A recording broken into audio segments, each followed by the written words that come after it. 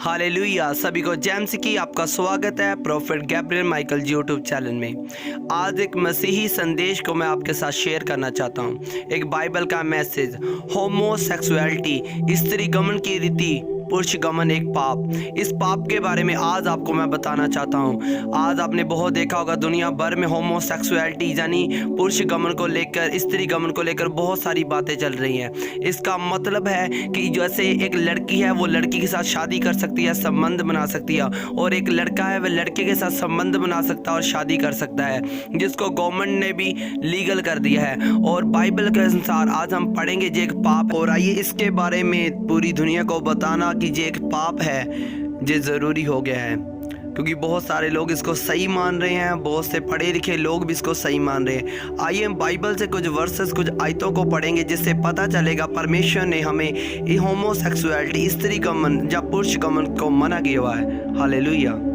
आइए हम पढ़ेंगे रोमियो उसका 1 बाब उसकी 26 आयत। इसलिए परमेश्वर ने उन्हें नीच कामनाओं के वश में छोड़ दिया, जहाँ तक कि उनकी स्त्रियों ने भी स्वाभाविक व्यवहार को उससे जो स्वभाव के विरुद्ध है बदल डाला। और इसमें लिखा गया है कि परमेश्वर ने उन्हें नीच कामनाओं के वश में छोड़ दिया, कि जो स्त्रियां थी स्वाभाविक, यानी स्वाभाविक है, स्त्री किससे मैरिज करवाती है? एक मर्द से। हालेलुया। जो स्त्री है उसका पति है, जो वो मर्द होता है, मेल होता है, जो फीमेल है वो मेल से शादी कराती है। लेकिन बाइबल कह रही है उन्होंने अपने स्वभाव के विरुद्ध काम किया। हालेलुया। और स्त्री ने स्वाभाविक व्यवहार को छोड़कर स्वभाव के विरुद्ध काम किया, इसलिए परमेश्वर इस बात को क्या करते हैं? मना करते हैं। इस स्वभाव के विरुद्ध काम कर कर स्त्रियों से शादी करवानी क्या कर दी? शुरू कर दी। जैसे आज लोग, मैंने बहुत सारे लोगों को देखा, बहुत सारी न्यूज़ मैंने सुनी है कि जो लड़कियां वो चाहती हैं कि हम लड़कियों से क्या करें? शादी करें। और बहुत सारे पेरेंट्स इस बात के लिए क्या हो रहे हैं? तैयार हो रहे हैं। आइए आगे पढ़ते हैं। रोमियो 1 बाब उसकी 27 आयत। वैसे ही पुरुष भी स्त्रियों के साथ स्वाभाविक व्यवहार छोड़कर आपस में कामातुर होकर जलने लगे, और पुरुषों ने पुरुषों के साथ निर्लज्ज काम करके अपने भ्रम का ठीक फल पाया। हालेलुया। सो मैं आपको बताना चाहता हूँ, जो पुरुष हैं उन्होंने भी अपने स्त्रियों के साथ स्वाभाविक व्यवहार, यानी कि जो स्त्री है उसके साथ जो संबंध बनाने वाला उसका हस्बैंड होता है और उसका एक रिलेशन होता है। लेकिन पुरुषों ने क्या किया? अपनी स्त्रियों को छोड़ दिया और पुरुषों के साथ निर्लज्ज काम करने शुरू कर दिए। यानी कि एक आदमी ने एक आदमी के साथ निर्लज्ज काम करने शुरू कर दिए और अपनी पत्नियों को क्या कर दिया? छोड़ दिया। उनके जैसा स्वभाव होना चाहिए था, जो उनका एक हक बनता है, उसको छोड़ दिया और निर्लज्ज काम करने छोड़ दिए और अपने भ्रम का ठीक फल पाया। हालेलुया। आइए जानते हैं कौन लोग स्वर्ग के वारिस नहीं होंगे। पहला कुरिन्थियां 6 बाब उसकी 9 आयत में, क्या तुम नहीं जानते कि अन्यायी लोग परमेश्वर के राज्य के वारिस ना होंगे? धोखा ना खाओ, ना वेश्यागामी, ना मूर्ति पूजक, ना परस्त्रीगामी, ना लुच्चे, ना पुरुषगामी। हालेलुया। कहने का मतलब यह कि परमेश्वर का वचन कह रहा है कि परमेश्वर के राज्य में कौन लोग वारिस ना होंगे? जो अन्याय करते हैं, धोखा ना खाओ, जहाँ वेश्यागामी यानी जो व्यभिचार करते हैं, जो प्रोस्टिट्यूशन करते हैं, ना मूर्ति पूजक जो आइडल की क्या करते हैं? पूजा करते हैं, और ना परस्त्रीगामी जो किसी और की स्त्री के साथ गलत रिलेशन में है, ना लुच्चे लोग और ना पुरुषगामी लोग, यानी होमोसेक्सुअलिटी वाले लोग भी परमेश्वर के राज्य में शामिल नहीं हो सकते। हालेलुया।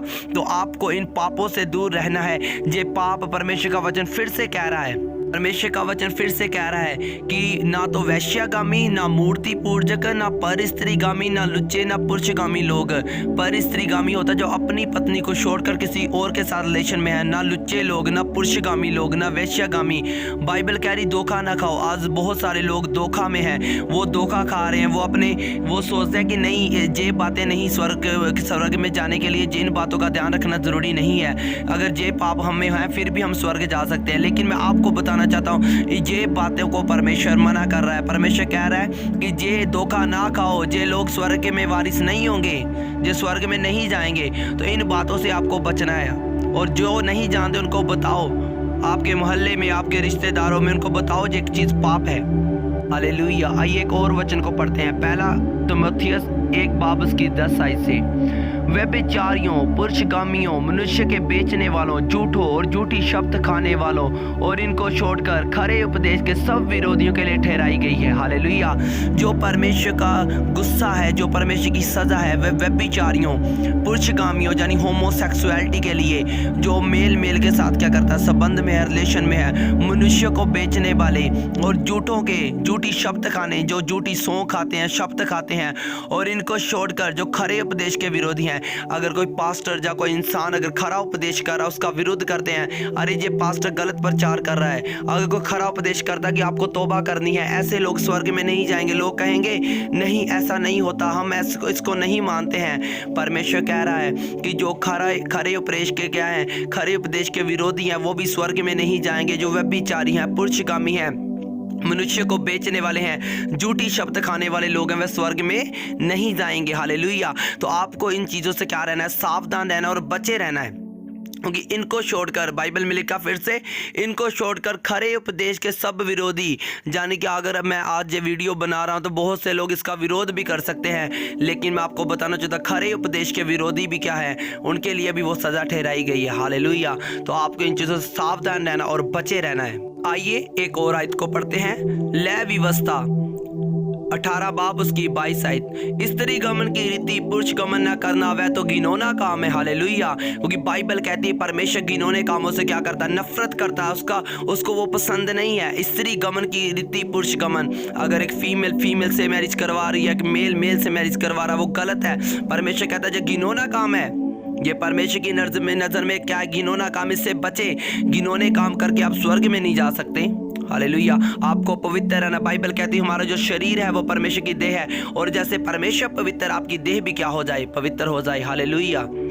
और ये एक घिनौना काम है, और इसके विरुद्ध बहुत सारे देशों में, बहुत सारे शहर के लोगों ने, चाहे वो जापान है, चाहे वो चाइना है, चाहे वो इंडिया है, अमेरिका है, चाहे किसी का भी कोई देश है, पंजाब है, लोगों ने इसका क्या किया है, विरोध किया। हालेलुया। क्योंकि जो पुराने ज़माने के लोग थे वो भी इस बात का क्या करते थे, विरोध करते थे। तो मैं आपको बताना चाहता हूँ बहुत से लोगों ने इसका विरोध किया। आप इसके विरोध में शामिल हो जाएं और इस वीडियो को शेयर करें, ताकि हज़ारों लाखों लोगों तक ये वीडियो पहुँचे, और जो लोग इसको सही मानते वो जाने कि परमेश्वर ने कहा स्त्री गमन की रीति, पुरुष गमन भी एक पाप है, ये तो घिनौना काम है, और घिनौने कामों को छोड़े। आप घिनौने काम करके स्वर्ग राज्य में शामिल नहीं हो सकते। हालेलुया।